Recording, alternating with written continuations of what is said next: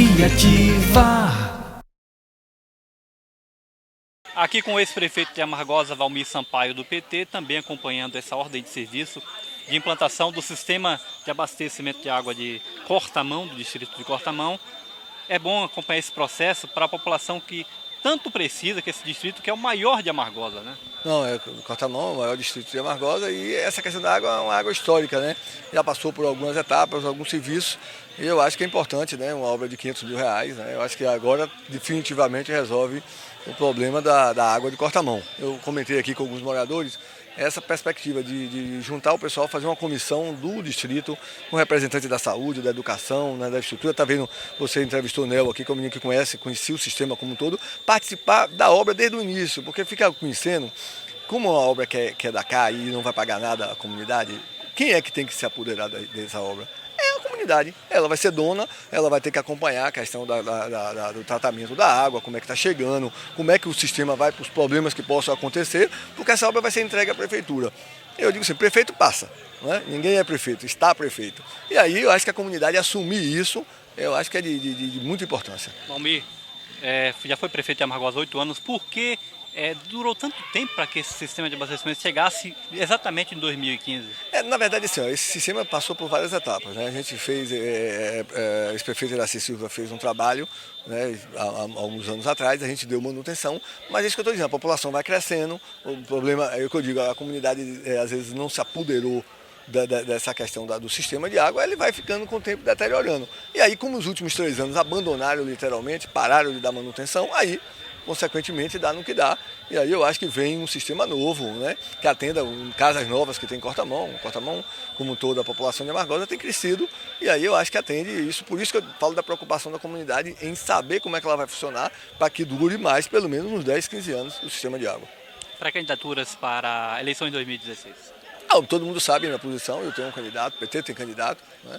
Aí tem um nome bom e um nome já credenciado, conhece a prefeitura como ninguém, conhece a Amargosa como ninguém, né? Então eu acho que isso é fato, 2015 ainda, essa eleição é uma eleição, eu sempre falo que não tem eleição igual a outra, isso é uma ilusão de quem faz política, diz, porque eu sabia, nada, a eleição é dinâmica, a política é dinâmica, vai mudando, então eu acho que essa eleição que vem aí vai ser eleição muito do número.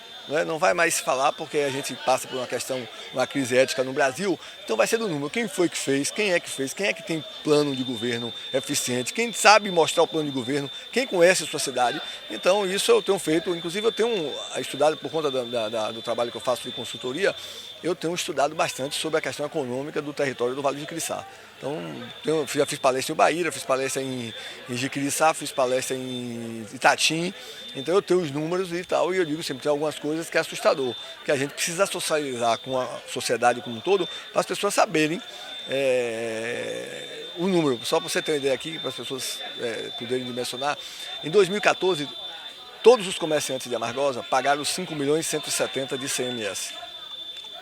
Esse ano, 2015, 2 programas do governo federal, um que chama Bolsa Família e outro que chama BPC, aquele benefício de prestação continuada, movimenta dentro da economia de Amargosa 25 milhões.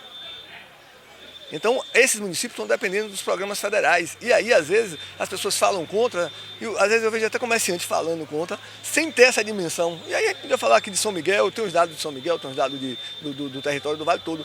Então, é bom que a população saiba disso. Eu acho que a imprensa também tem um poder importante de poder informar isso, porque o cidadão diz assim, eu sei o que é que está acontecendo. Eu tenho hoje, no levantamento que eu tenho feito já, inclusive tenho conversado com alguns políticos e tal, sobre algumas pessoas querendo essas informações. Eu sei hoje, se você quiser saber, assim, eu precisava de tempo, eu lhe dar o número aqui. Quanto é que São Miguel arrecada de ICM, quanto é que arrecada de Fundeb, quanto é que arrecada do FPM, quantos veículos tem, quantas empresas tem registradas, quantos funcionários tem com carteira assinada. Então, eu tenho tudo isso, né, porque faz parte do trabalho, porque eu assessoro uma empresa que está construindo um shopping com aproximadamente 200 lojas, e não é um shopping para Amargosa, é um shopping para a região. Então a gente está trabalhando nisso e esses números eu acho que é interessante socializar. Eu acredito que a população tem que saber como é que economicamente funciona e como é que é o lado social também. Pois é. Só para encerrar, frigorífico fechou há pouco mais de alguns meses. Frigorífico veio na época da gestão de Valmir Sampaio. Como o Valmir avalia esse fechamento e quem sabe um retorno das atividades lá naquele frigorífico, que é o ABS Friboi? Olha bem, eu acompanhei isso bastante. Primeiro porque era o fato do empresário de Amargosa fazer um investimento e a gente conseguiu em Amargosa acabar o abate clandestino. Então eu conheço como o frigorífico foi colocado. Depois eu trabalhava no frigorífico quando foi vendido. Então assim, eu vi muita mentira. As pessoas às vezes passam as informações, não sei de onde é que é criada, ou às vezes com má vontade ou com má fé. O que foi que aconteceu que a JBS fechou efetivamente? A JBS veio para Amargosa porque a Amargosa era uma referência, quer pela planta, pela qualidade da planta, e a Amargosa estava na localização perto do mercado consumidor. A JBS comprou Itapetinga, estava negociando barreiras e comprou Amargosa. Só que o que é que se esperava, e o governo do estado esperava, de que a Amargosa fosse exportar a carne. Eu estou aqui, vou exportar a carne para o mercado consumidor e para fora da Bahia. A JBS, e aí o governo mudou, a JBS pediu autorização para importar. Então, para importar para a Bahia, o governador entendia de que a gente estava sacrificando um rebanho bovino da Bahia. E aí ele botou o dedo. Quando ele botou o dedo, a JBS, que é a maior, é o segundo maior indústria de alimentos do mundo, né? Então, ela foi o que fez. Eu fecho como um instrumento de pressão para que o governo libere a questão da importação para ele ganhar mais dinheiro. Então, eu acho que o governo protegeu a economia local, mas a gente afetou a questão de Amargosa. E a gente tem feito esse movimento, até porque agora, se você viu, o Japão liberou a compra de carne processada no Brasil, a China está se falando de novo, a Rússia também, são países que estão no BRIC, né, que são países emergentes, então a gente está vendo que tem essa possibilidade real. E aí eu acho que a JBS pode voltar e largar a planta sem muito dinheiro, pagar um valor aqui pequeno em relação ao patrimônio que é a JBS, né? E aí eu não tenho dúvida nenhuma que a gente espera que volte a abrir. Deve voltar a abrir?